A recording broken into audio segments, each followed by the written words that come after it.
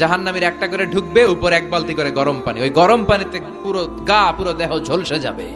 এরপরে ফেরেশতারা হাতুড়ি নিয়ে দাঁড়িয়ে থাকবে, পিটানো শুরু করবে। পিটাতে পিটাতে মাসেল গুলোর হাড্ডি গুলো থেতলে যাবে।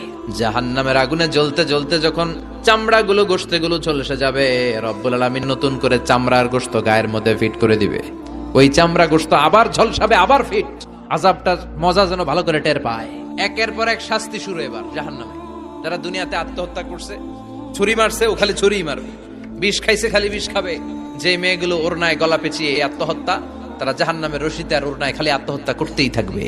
যারা স্মার্টফোনের ভিতরে ইন্ডিয়ান নায়িকাদের কোমর দোলানো ডান্স দেখেছে, অশ্লীল ভিডিও দেখেছে, জাহান্নামের গরম শিক চোখের ভেতরে ঢুকিয়ে দেওয়া হবে।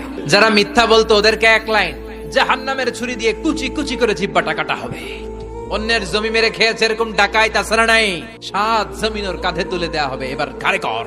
গিবত করে চগল খড়ি আছে না নাই? তাদেরকে আল্লাহ জাহান্নামের তামা দিয়ে নখ বানায় দিবে, আগুন ঝরবে ওটা থেকে।